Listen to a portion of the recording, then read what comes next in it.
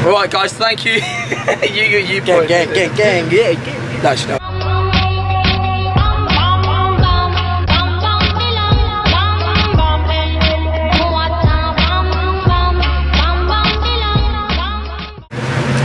What's happening, team? Welcome back to the Channel, Dion here, 5 Foot Fitness. Diwas. 5 Foot Fitness. What we're going to do today is cover the basics of how to squat, more specifically the high bar squat, which I will be demonstrating. this obviously is more aimed at beginner powerlifters almost. But unlike bench, this is like This obviously can be squat for everyone. This can be transferred over to bodybuilders, crossfitters. Yeah, I guess crossfitters. Nothing against CrossFitters, but they probably just like do it a bit more like. Oh, yeah. But yeah, we really hope you enjoy it. We hope it's informative. If you like it, leave. That's more of an outro, isn't it? No, that's cool. We hope you enjoy the content coming up. So guys, welcome to the commentary part of the video. I just wanted to cover everything really briefly with you guys, and I want to keep it really nice and sweet, just so I don't lose your attention, and I don't want you to get bogged down into details thinking and then leave you thinking about too many things to do with the squat, which will actually hinder your performance if you're trying to think about too many things. So I'm just going to keep this really brief and give you a more condensed version of what I'd normally teach to someone learning how to squat. First things first, we're seeing Dion put on his knee sleeves and squat shoes. Short answer is you don't need them. Long answer is you don't need them.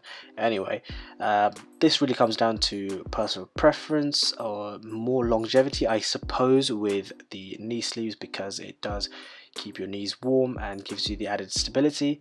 I am looking to invest in a pair of these as well, but I want the SBD ones, and they're bloody 60 quid, so you know, soon time will come. But yeah, the squat shoes are a great piece of technology. It allows you to almost instantaneously squat deeper if you've got tight calves and stuff. So it is a decent purchase if you can afford it. I would definitely recommend it. So getting into actually how to start and set up your squat, I want you to just remember these key points. What I want you to do is, as we're talking about the high bar squat, with your feet needs to be around shoulder width, or maybe even closer if you wanted to. And what's important to note about the high bar squat is that it's more quad dominant in comparison to the low bar squat.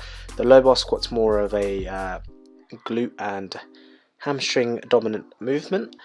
Next thing I want you to think about is your toes, and your toes need to be ever so slightly facing outwards. Jesus, I hope you can't hear that, but there's kids in my house, so I do apologize if you can hear it. Next thing I want you to think about is anchoring yourself to the floor, and what I mean by this is thinking about the 3 points of contact in your feet, which is your big toe, your little toe, and then your heel.